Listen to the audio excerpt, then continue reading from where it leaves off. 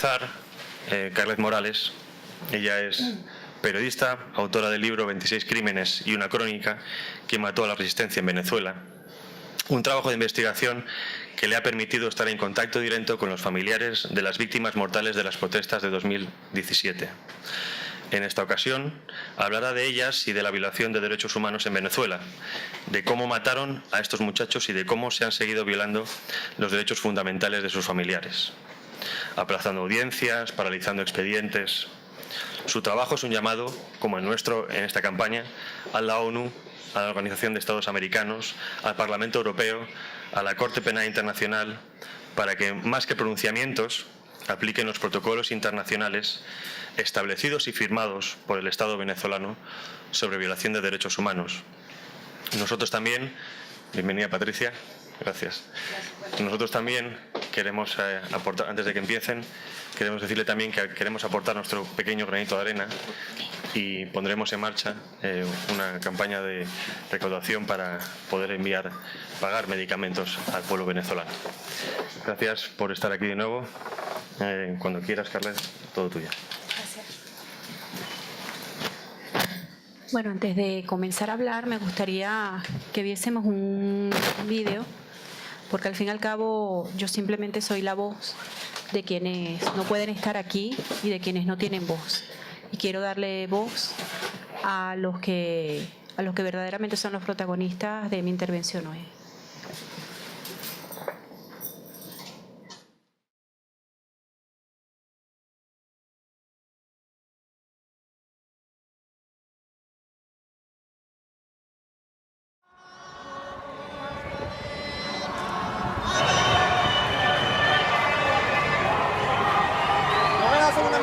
Que me coñeta, por favor.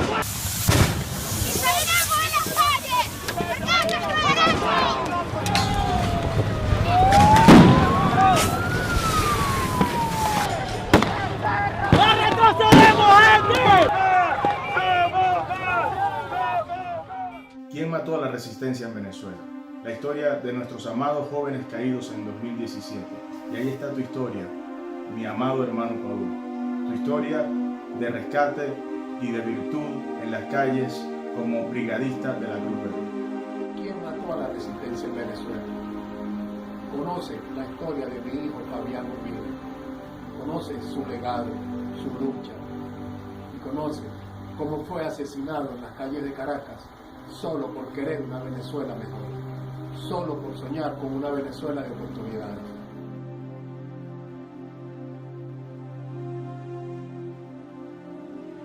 ¿Quién mató a la resistencia? Carlos José Moreno Barón, estudiante universitario, fue asesinado el 19 de abril de 2017, víctima de la intolerancia de nuestro país. ¿Quién mató a la resistencia en Venezuela? En esta página le daremos nuestro testimonio para que Venezuela y el mundo conozcan cómo fueron truncados los sueños, las metas y las esperanzas de cientos de jóvenes venezolanos que salieron a luchar por un mejor país. Dijiste, mi escudo es Dios, y saliste sin miedo, pa'lante, a luchar por tu país. Exigimos justicia. Hoy tu ausencia es nuestro castigo por querer vivir en un país en libertad. ¿Quién mató a la resistencia? Porque a mi hermano Miguel Castillo lo mataron por pensar distinto, por hacer valer sus derechos. ¿Quién mató a la resistencia en Venezuela? Mi hijo Neomar Lander murió luchando por una Venezuela libre y democrática. La lucha de poco vale por el futuro de muchos. ¿Quién mató a la resistencia en Venezuela? Porque Juan Pablo siempre fue y es un héroe por su gran amor a su país. Te amo, Venezuela.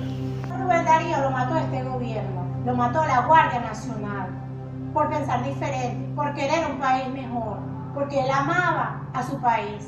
Te amo, Venezuela. ¿Quién mató a la resistencia en Venezuela?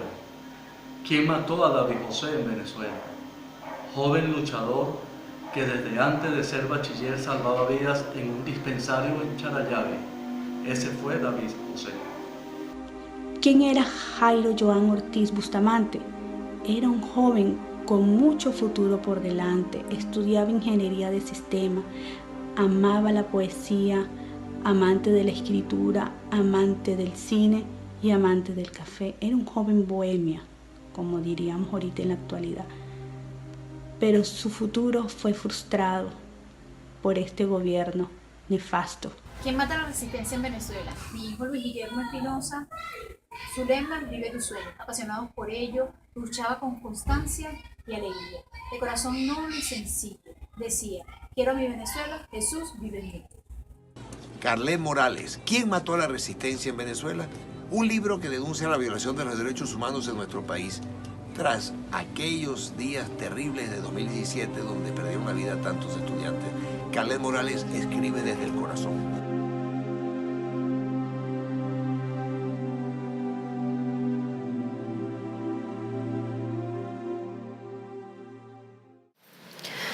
Muchas gracias. Bueno, este libro, más que un libro, es simplemente un formato, había que darle un formato. Esto comenzó siendo un reportaje, yo soy periodista, esto es una investigación, esto es una denuncia por la violación de los derechos humanos en Venezuela durante las protestas del año 2017 que sucedieron desde el 1 de abril hasta el 31 de julio y en la que murieron 158 personas según estadísticas extraoficiales.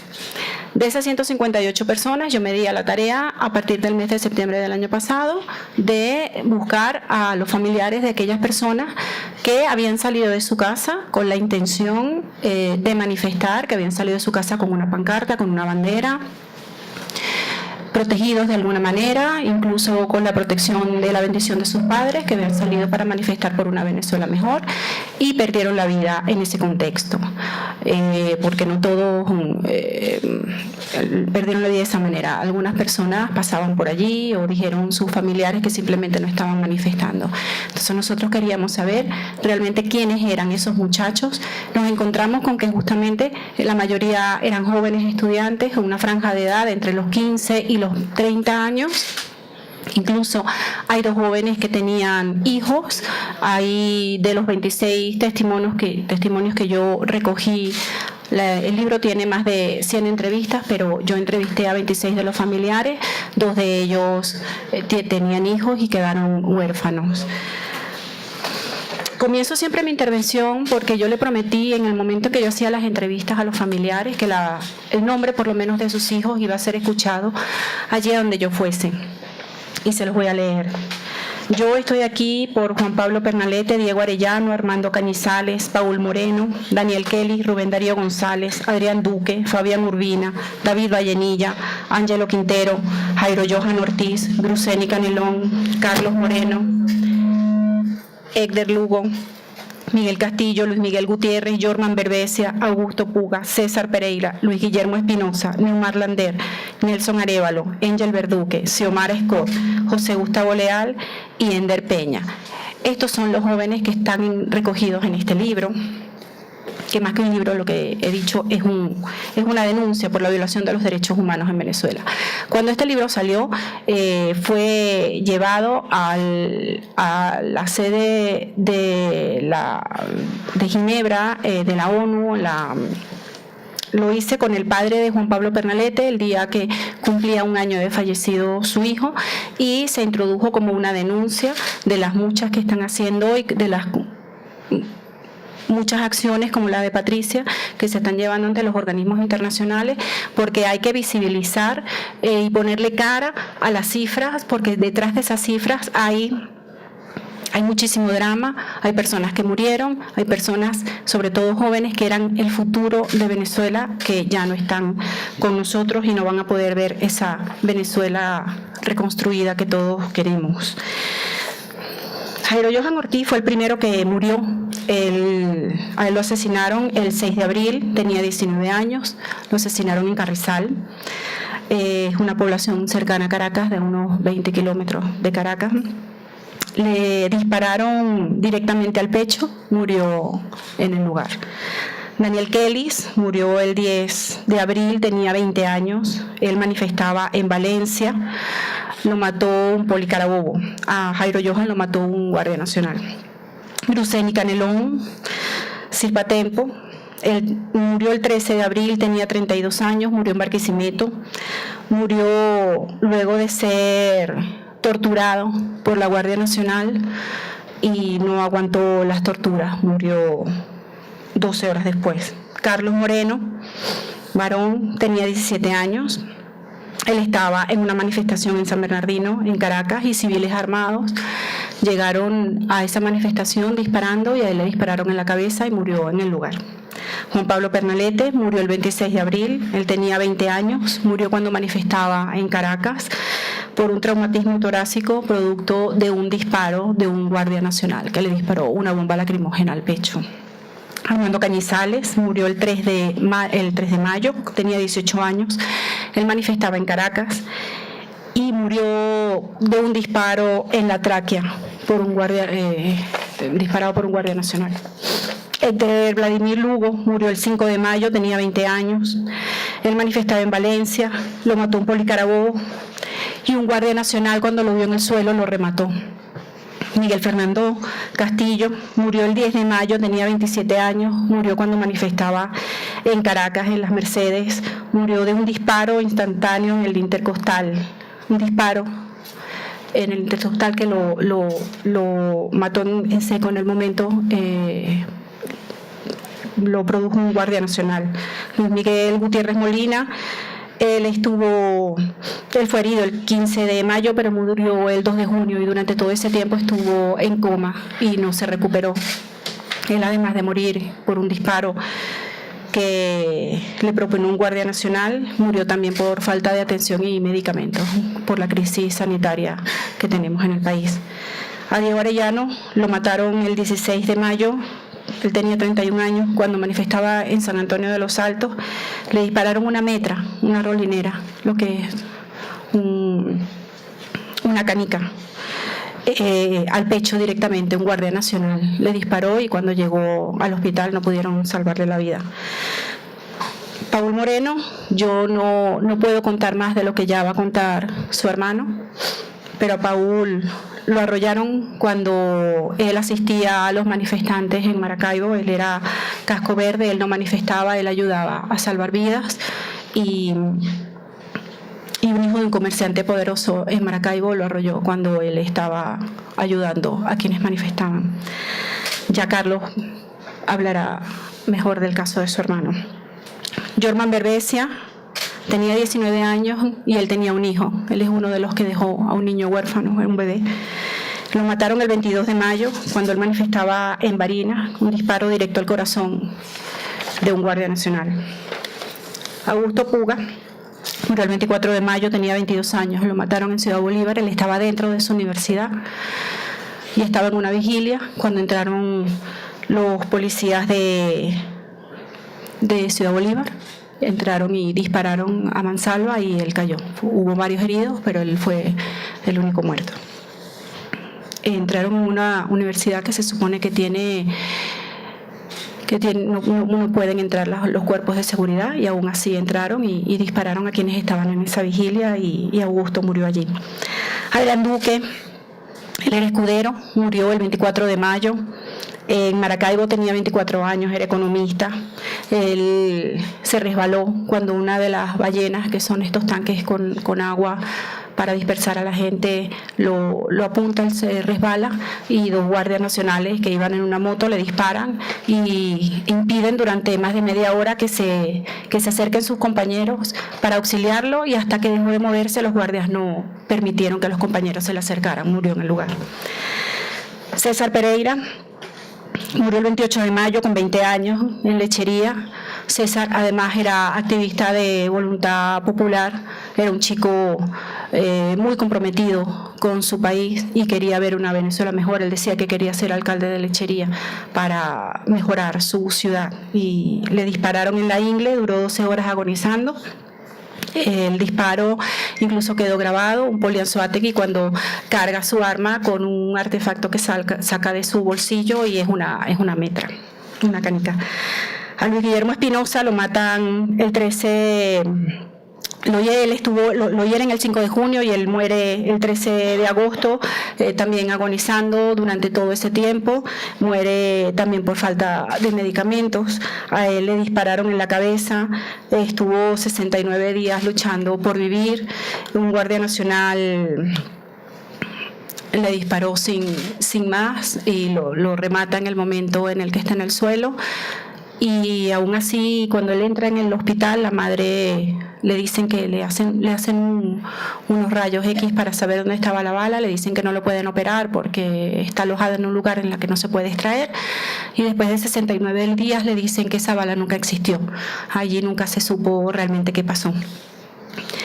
Aniomar Lander es uno de los casos más conocidos. Él murió el 7 de junio por un impacto de bomba lacrimógena de un policía nacional bolivariano que la lanza. Lamentablemente no hay vídeos donde él cae, o sea, cuando se ve al vídeo que hay es cuando él ya está en el suelo, pero todos los indicios apuntan a que fue un policía nacional bolivariano que le lanzó la bomba lacrimógena directamente al pecho.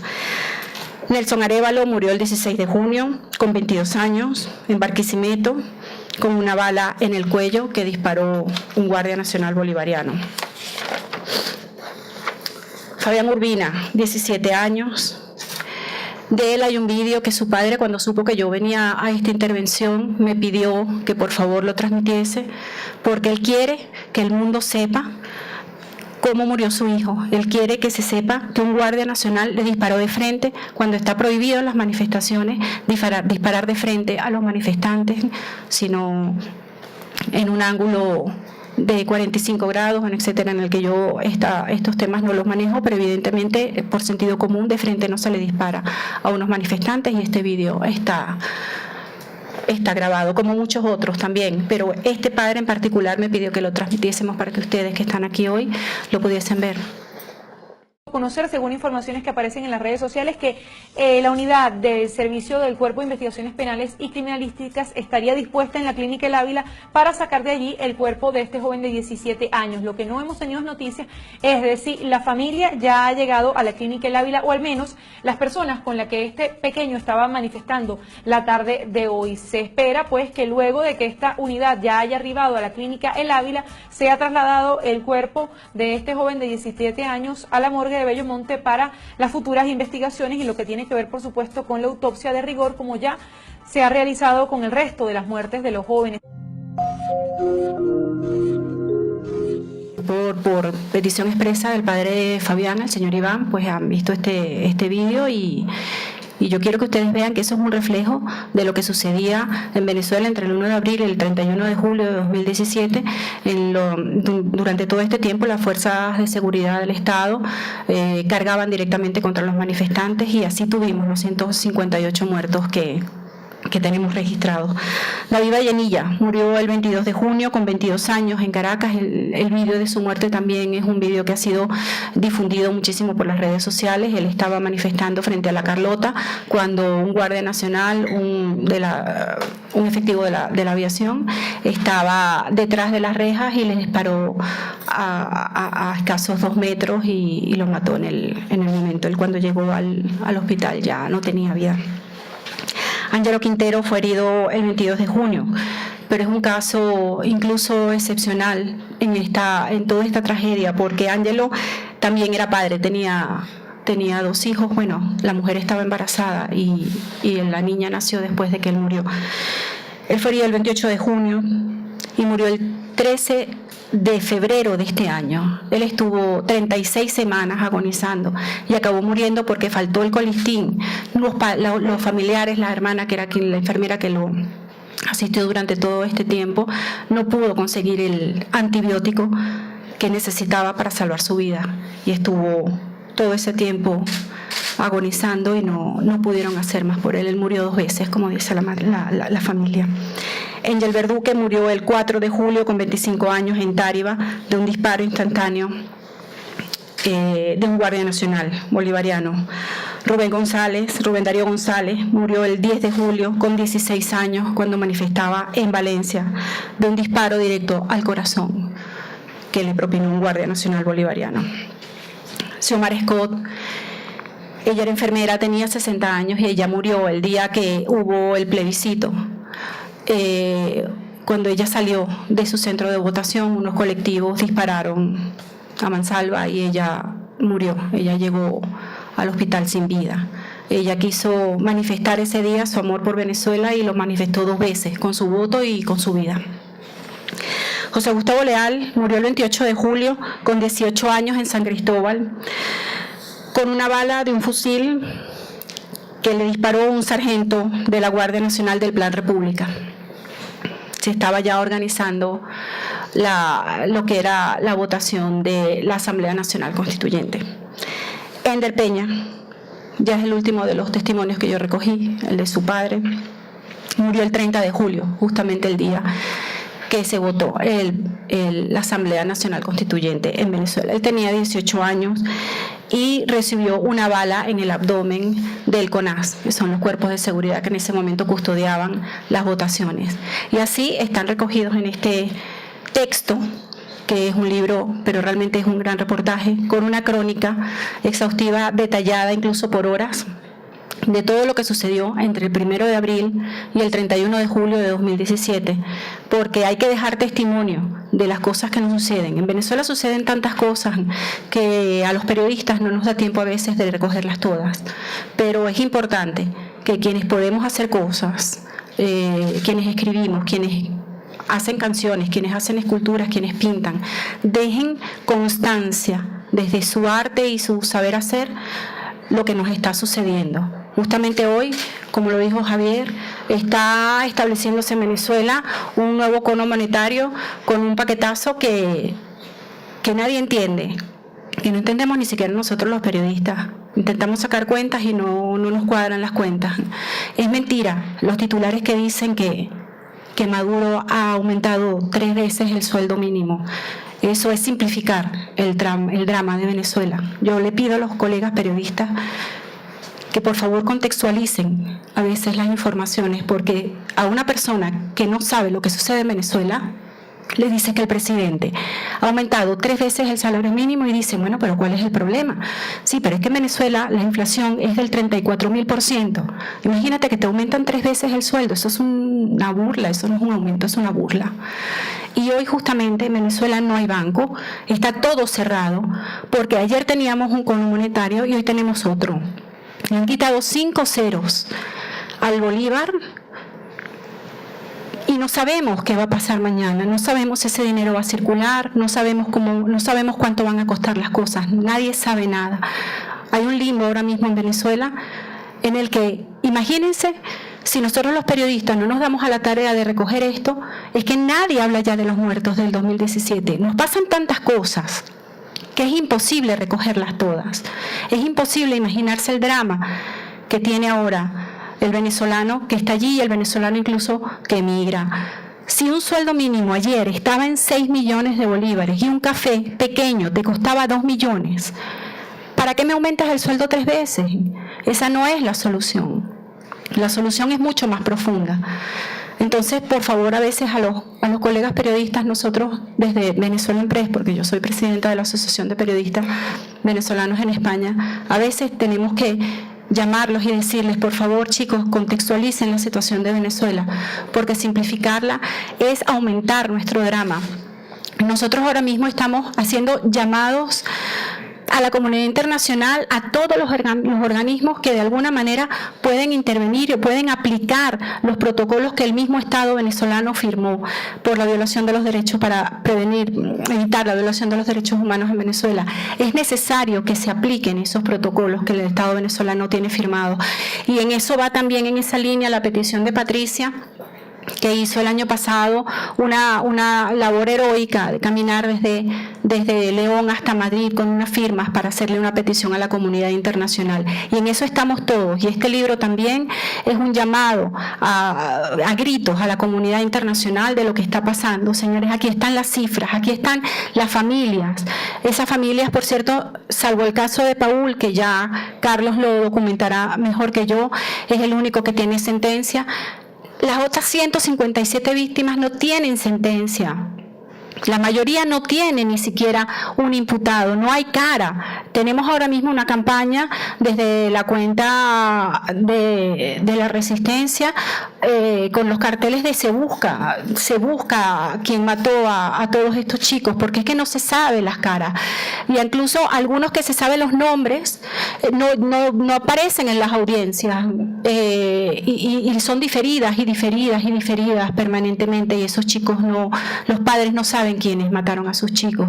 Entonces es importante que tengamos una visión completa del drama que vive Venezuela y que no olvidemos a estos jóvenes que dieron su vida el año pasado, y que por favor mañana hay una convocatoria a una marcha, y yo no quiero volver a escribir un libro como este, y ojalá mañana quienes han llamado a esa manifestación y a ese paro tengan la responsabilidad de evitar que vuelva a caer un solo venezolano más por el desastre que estamos viviendo en Venezuela. Y si alguno tiene alguna pregunta, pues ya al final se la respondo con mucho gusto. Muchas gracias.